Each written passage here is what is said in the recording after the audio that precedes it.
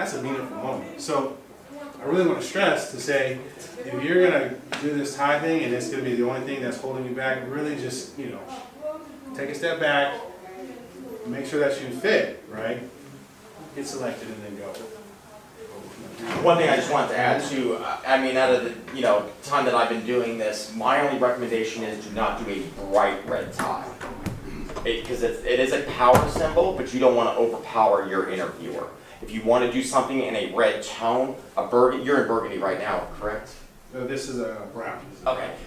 From here it looks burgundy to me, but Yeah. something in that tone, something dulled down, but still gives you the same element of wearing a red, do something like that. But bright red is actually a no-no for an interview, because you don't want them really focused on that where you're trying to outdo them. This one here too bright for an interview? That it is. It is. That This is. is my Mount Miguel tie, because I'm representing the Matador Red. You're not interviewing, so I'm not interviewing. Well, actually, if you go on the inside of your pattern, that's the bright part that you would want to stay away from. But where, where your plaid is, that darker burgundy, The darker that color would there. work. Yeah. That was So that's where you have both tones. Okay, yeah. So we have until the 15th, so we have 17 minutes left. We're good. So, and we're almost done here. So we got different types of ties now. The thing with this, there's the four in hand, which is the standard one, the easiest one. There's a half Windsor, and then there's the full Windsor. And really, I'm not going to get into too much detail with it, but you can see the bulkiness of the full Windsor, and the half Windsor, it still has the pointiness, but it's just not as full. And then you have the four in ties. It's this is interesting. I see a lot of politicians wear this stuff, which is kind of interesting. But the main thing is, how do you tie a tie? Now we don't have time to go through all the different ones, but just remember that information. YouTube. How to tie a tie. Put in that. Oh, yeah. It'll And show they're you. gonna do it this afternoon too, they're gonna give you guys ties, but like you said, YouTube. And, Oh yeah. so- I did the Victorian one, the one that Tony Blair does. You know. So anyways, there's so many different types out there. So three You pop. don't have the bow tie up there. I'm sorry. You said you don't have the bow tie up there. So this is interesting. I think bow ties right now are trendy, Oh, they're in, yeah. but I don't know if they've crossed over into that area yet. But again, it depends All right, on interview, which no. one. No, well, no, it's hit and miss. I mean, Yeah. style's what you make of it. I mean, it's part of your personality. But I do not see a lot of people. I probably 1%, will do a bow tie for an interview. Some people can't do it because of the size of your body. I mean, if you're bigger, Yeah. a little more in the midriff and things like that, you want something that's going to fill you out, that would work. But if you're on the heavier side, something slender may not work. So it's all about how you want to present yourself. Speaking of that too, the skinny ties. Yes. What are your thoughts on? Yeah, no, don't do it. I think that's another kind of Yeah. thing. Mad Men has made that It's for clubs. something that everybody wanted to do, and it was a bad example of what professionalism was. So if you see that and you're like, oh yeah, I'm gonna get in a skinny tie, it was like, yeah, video.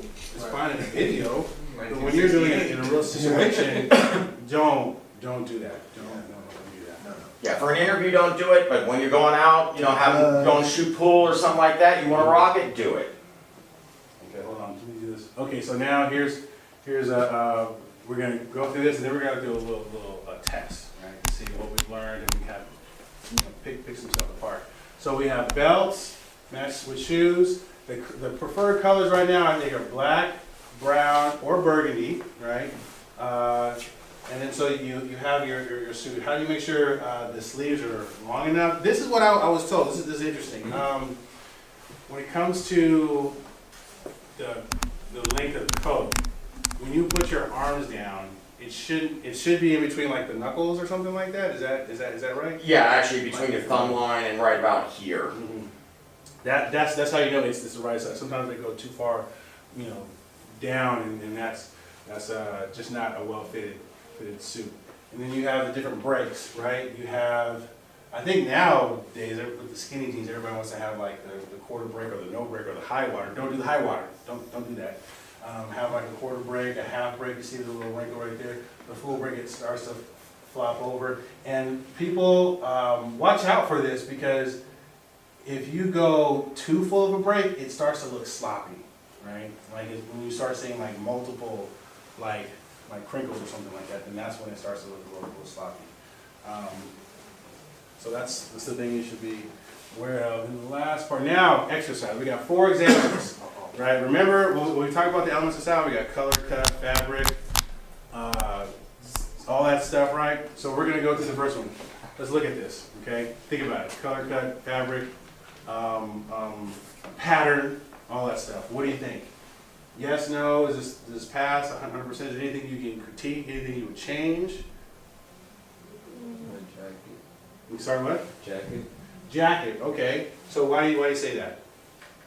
It just looks like a regular jacket. Like a regular jacket, like he's not really bringing his best kind of agent. You know what? Here's the thing. Yes, it is dotted line, okay? If you are going into an engineering firm, this is probably okay, right? But normally, you would want to just replace the jacket. Secondly, what type of pants do you think those are? Do you bring jean jackets to an interview? Never, ever bring a jean. Even if it's like a very, casual startup, I would lean away from that. Right here. What do you think? Is there anything good, bad, missing? Okay. And what else? He's wearing jeans. Right, definitely. What about this facial hair? Bring back. So this is interesting. So part of me, and this is a hit or miss. So part of me says that it's not too out of control, but then yet it shows a little bit of neglect, right? So unless it's gonna go full and really trim it up, then I would just probably keep this clean, right? And that's probably the main thing. I think the color of his shirt is good too. And usually the color of the shirt, which I don't think I had a slide on, you want to focus on. So the general thing is like pastel colors, but the safest ones are usually blue and white and gold. But usually blue and white, right? Those are the colors. I think this is a kind of like a blue grayish color. I think it's the right color, but he's missing the tie. Just changing out the pants, and that'll be it. What about my man right here? What do you think? Well, it's just good. Looks good. What do you think? Looks good. It's good. It's that. You know what? This is interesting. There's only a few people that recognize that, and you're absolutely right. He needs to unclench his hands. That's a nonverbal cue that people think, okay, I'm not comfortable with at that point. He looks like when he's smiling, he's not ready to knock you out at the same time. Right? You want to relax. But is there anything else? Maybe Curious about the little thing in his lapel, or is that an interview thing? Is that more formal? Is that professional? that's okay. I think the flat one there was good. Pocket squares. Stanford actually did a study on this. It actually maintains eye contact about 20% longer because it is a focal point. You focus in on the pocket square, you see the tie, you follow the tie up, you maintain eye contact. So I always recommend a pocket square for interviews, but not bright colors like that. Super simple. Get a white one. White pocket square will match 95% of any color combination you put together with any suit. But don't do something super full like that as well, where it's all puffy and looking like a flower. You'll see politicians doing this. It's called the straight edge or the presidential edge. It just goes with your pocket's gonna slant. Your breast pocket's always gonna have a little slant to it. So do your slant and only about 1/4 of an inch out. Just enough to bring out that color so that its focal piece follows the tie up.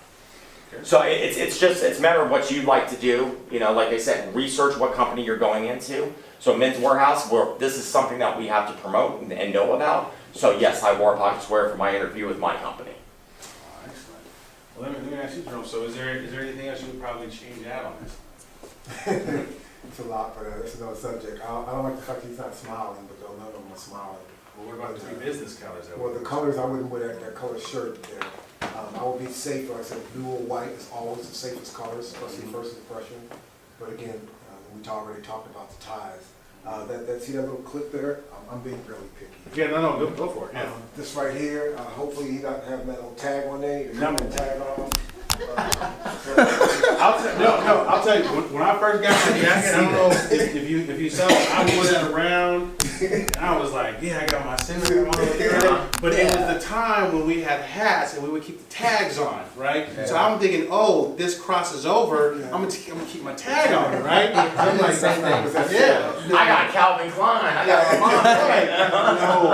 Armani. No, don't do it. And so this is my theory. Maybe I thought that this is probably there more so is because when suits are lined up, you're looking to kind of figure out what the size are and who the brand is. Usually, if it's hung up on that side, that's the thing that shows that makes it easier for the person who's looking at it or selling it to identify something about it. But as soon as you buy it, Yeah, that's what I was told. I'm like, what's this tag for? yeah. The one thing that I don't see on any of the ties though that does work, it is a functional piece of jewelry, is your tie bar. Don't use a tie pin because you're puncturing it, and actually a lot of ties are 100% silk, they're delicate, so once you puncture it, pull it out, you'll pull those threads out, you're going to be going and buying a new one basically. So a tie bar is completely functional.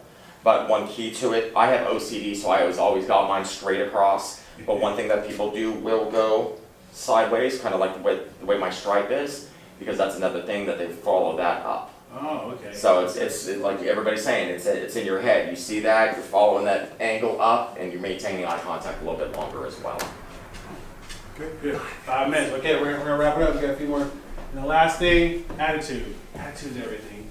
We say your attitude determines your altitude, right? So you bring in a positive smile, contact, handshake, you look well, you project that, then the picture that you're going to project is a positive picture, is a picture that they can see working in their company, right? Is a picture that you want to project, because at the end of the day, you're getting paid now, right? You made that transition. You convince them that you're the one that they're looking for. Rather than people that, thousands of people that have applied and didn't even make it to the interview, the few dozen people that made it to the interview, you made it through because you showed the best possible you. Right. Whatever you do, guys, whatever's going on in your life, when you go in that interview, just keep it outside the door. With your body language, your attitude, your smiling, because they want positive people there, basically. Okay, so attitude is so important when you're going in there. Again, I look at it as this is a game, and I look at it differently from how you guys look at it. Basically, where I'm from, this is a piece of cake. This is fun to me. If you don't get the job, you don't get the job. In my research, I'm confident. I looked around at the pictures of the people, the person that I'm interviewing, make a little small talk, and if all the question that comes up a lot, tell me about yourself. Ooh. Can you tell me something about yourself? Basically, they're saying, tell me something about yourself, not be too loquacious, and how can you help the company? They already read your resume.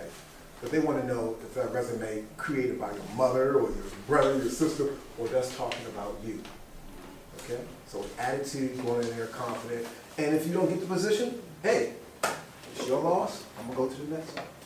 That's what you're looking at. Numbers. Some numbers. Okay.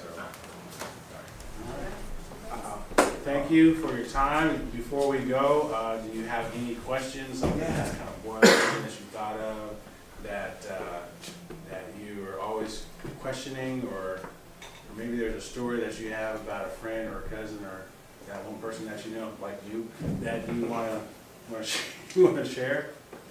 No? All right. Well, hey, at the end of the day, we want to make sure that by the time that you graduate from high school and from college, that you're not saying to yourself, dang, those are the best years of my life. If you say that, then we failed you.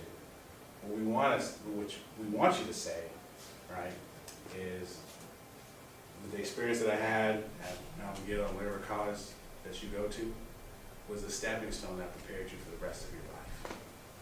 Okay, remember that and work towards that. Thank you again.